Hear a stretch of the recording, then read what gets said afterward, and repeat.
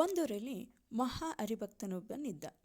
ಅವನು ಎಷ್ಟು ಹರಿಭಕ್ತ ಅಂತಂದರೆ ಅವನ ದೇಹವನ್ನು ಸೀಳಿದರೆ ರಕ್ತದ ಬದಲು ಹರಿನಾಮವೇ ಹರಿಯುತ್ತದೇನೋ ಅನ್ನೋ ಅಷ್ಟರ ಮಟ್ಟಿಗೆ ಅವನು ಹರಿಭಕ್ತಿಯನ್ನು ಹೊಂದಿದ್ದ.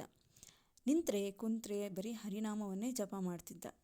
ಒಮ್ಮೆ ಅದೇ ಊರಿನ ಮುಖಂಡನೊಬ್ಬನಿಗೆ ಊರಿನಲ್ಲಿ ಭಾಗವತ ಸಪ್ತಾಹ ಮಾಡಿಸಿದರೆ ಊರಿಗೆ ಒಳ್ಳೆಯದಾಗುತ್ತದೆ ಎಂದು ಯಾರೋ ಸಲಹೆ ಕೊಡ್ತಾರೆ. ಯಾರನ್ನೋ ಯಾಕೆ ಕರೆಸೋದು ಎಂದು ಯೋಚಿಸಿದ ಊರಿನ ಮುಖಂಡ ನಮ್ಮ ಊರಿನಲ್ಲಿಯೇ ಇರುವ ಹರಿಭಕ್ತನಿಗಿಂತ ಇನ್ಯಾರು ಬೇಕೆಂದುಕೊಂಡು ಈ ಹರಿಭಕ್ತನಿಗೆ ಸಪ್ತಾಹ ನಡೆಸಿಕೊಡಬೇಕೆಂದು ಕೇಳಿಕೊಳ್ಳುತ್ತಾನೆ. ಅವನು ಅದಕ್ಕೆ ಒಪ್ಪಿಕೊಂಡು ಸಪ್ತಾಹ ಶುರುವಾಗುತ್ತದೆ. ಸಪ್ತಾಹ ಶುರುವಾಗಿ 3 ದಿನ ಕಳೆಯುತ್ತಿರುತ್ತದೆ. 4ನೇ ದಿನ ಹರಿದಾಸರು ಕೃಷ್ಣ ಮತ್ತು ಬಲರಾಮರ ಬಾಲ್ಯವನ್ನು ವಿವರಿಸುತ್ತಾ ಬಾಲಕರ ಸೌಂದರ್ಯ, ಅವರು ಧರಿಸುತ್ತಿದ್ದ ಬಟ್ಟೆ ಬರೆಗಳು, ಹಾಕುತ್ತಿದ್ದ ಒಡವೆಗಳು, ವಜ್ರದ ಕಿರೀಟ, ಚಿನ್ನದ ಹಾಗೂ ಮುತ್ತಿನ ಹಾರಗಳು, ಕಾಲ್ಗಡಗಗಳು ಇವುಗಳ ಬಗ್ಗೆ ವರ್ಣನೆಯನ್ನು ಮಾಡ್ತಾ ಇರ್ತಾರೆ. ಸಾಹುಕಾರನ ಮನೆಯಲ್ಲಿ ಕಳ್ಳತನಕ್ಕೆಂದು ಬಂದಿದ್ದ ಕಳ್ಳನಿಗೆ ಹರಿದಾಸರು ಹೇಳಿದ ಮಕ್ಕಳ ಒಡವೆಗಳ ವರ್ಣನೆಯು ತಲೆಯಲ್ಲಿ ಕೂತ್ಬಿಡುತ್ತೆ.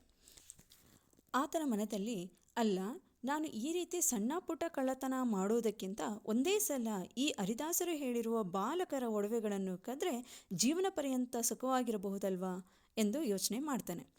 ಏನಾದರೂ ಮಾಡಿ ಈ ಹರಿದಾಸರು ಹೇಳಿರುವಂತಹ ಬಾಲಕರು ಎಲ್ಲಿ ಸಿಗ್ತಾರೆ ಅಂತ ತಿಳ್ಕೊಂಡು ಅವರಲ್ಲಿರುವಂತಹ ಒಡವೆಗಳನ್ನು ಪಡಿಬೇಕು ಅಂತ ನಿಶ್ಚಯ ಮಾಡ್ಕೋತಾನೆ. ಹರಿದಾಸರು ಕತೆ ಮುಗಿಸಿ ಕೈಯಲ್ಲಿ ಪುಳಿಯೋಗರೆ ಪ್ರಸಾದವನ್ನು ಹಿಡಿದುಕೊಂಡು ಮನೆ ಕಡೆ ಹೊರಟರು.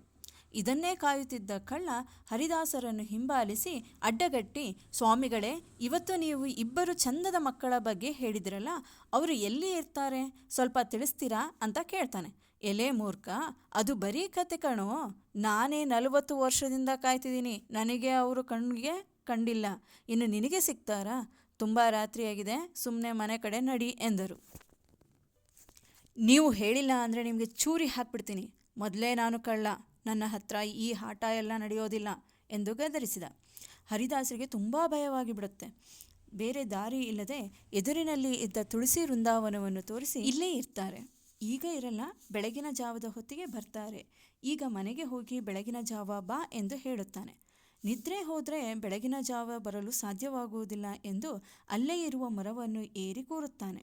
ಬೆಳಗಿನ ಜಾವ ಚುಮು ಇಬ್ಬನಿ ಬೀಳುತ್ತಿರುವಾಗ 2 ಬಾಲಕರು ನಗುತ್ತಾ ಹರಟೆ ಹೊಡೆಯುತ್ತಾ ವೃಂದಾವನದತ್ತ ಬರುತ್ತಿರುವುದನ್ನು ಕಳ್ಳ ಕಾಣುತ್ತಾನೆ. ಮರದಿಂದ ಕೆಳಗಿಳಿದು ಆ ಬಾಲಕರತ್ತ ಹೋಗುತ್ತಾನೆ. ಆ ಬಾಲಕರು ನೋಡಲು ತುಂಬ ಮುದ್ದಾಗಿರುತ್ತಾರೆ. ಹರಿದಾಸರು ಹೇಳಿದಂತೆ ಒಡವೆಗಳನ್ನು ಹಾಕಿಕೊಂಡಿರುತ್ತಾರೆ. ಅವರನ್ನು ನೋಡಿದ ಕಳ್ಳನಿಗೆ ಅವರನ್ನು ಮುದ್ದು ಮಾಡಬೇಕಂತ ಅನಿಸುತ್ತೆ. ಎಷ್ಟು ಚಂದದ ಮಕ್ಕಳು ಇವರು, ಇವರ ಒಡವೆಯನ್ನು ಹೇಗೆ ತೆಗೆದುಕೊಳ್ಳುವುದು, ತೆಗೆದುಕೊಂಡರೆ ಆ ಶಿವ ಮೆಚ್ಚಾನೆ ಎಂದುಕೊಂಡು ಅಲ್ಲಿಂದ ಹೊರಟು ಹೋಗುತ್ತಾನೆ. ಆದರೆ ಬಾಲಕರು ತಮ್ಮ ಎಲ್ಲ ಒಡವೆಗಳನ್ನು ಬಿಚ್ಚಿ ಅವನದೇ ರುಮಾಲಿನಲ್ಲಿ ಕಟ್ಟಿ ಅವನಿಗೆ ನೀಡುತ್ತಾರೆ. ಇದರಿಂದ ನಾಚಿಕೆಗೊಂಡಂತಹ ಕಳ್ಳ ಬೇಡ ಎಂದು ಗೋಗರೆಯುತ್ತಾನೆ. ಆದರೂ ಕೇಳದ ಬಾಲಕರು ಅವನಿಗೆ ನೀಡುತ್ತಾರೆ. ಈ ವಿಚಾರವನ್ನು ಮರುದಿನ ಹರಿದಾಸರಿಗೆ ಕಳ್ಳ ತಿಳಿಸುತ್ತಾನೆ.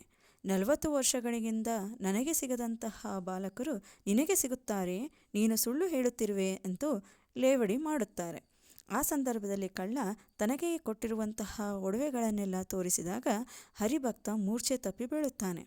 ಸ್ವಲ್ಪ ಸಮಯದ ನಂತರ ಎಚ್ಚರಗೊಂಡ ಹರಿಭಕ್ತ ಕಳ್ಳನ ಕಾಲು ಹಿಡಿದು, ನನಗೂ ಆ ಮಕ್ಕಳನ್ನು ತೋರಿಸುವುದೆಂದು ಅಂಗಲಾಚಿ, ನೀವು ಹೀಗೆಲ್ಲ ಮಾಡಬಾರದು, ನೀವು ಹೇಳಿದ ಹಾಗೆ ಬಾಲಕರು ಬೆಳಗಿನ ಜಾವ ಬರುತ್ತಾರೆ, ಈಗ ಮನೆಗೆ ಹೋಗಿ ಬೆಳಗಿನ ಜಾವ ನಾನು ನಿಮ್ಮೊಟ್ಟಿಗೆ ಬರುತ್ತೇನೆ ಎಂದು ಹೇಳಿ ಕಳುಹಿಸುತ್ತಾನೆ.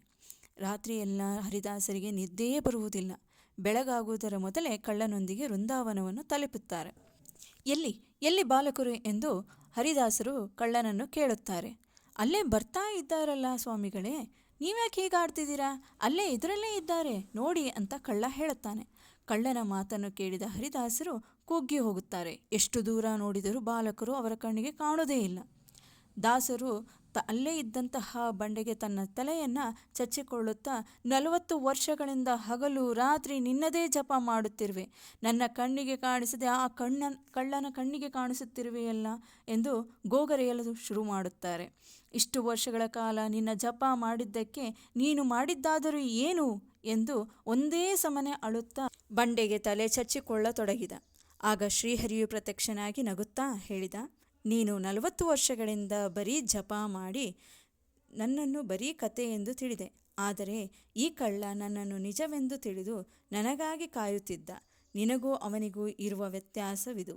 ಬರೀ ಭಕ್ತಿ ಶ್ರದ್ಧೆ ಇದ್ದರೆ ಮಾತ್ರ ಸಾಲದು, ಜೊತೆಯಲ್ಲಿ ನಂಬಿಕೆಯೂ ಇರಬೇಕು.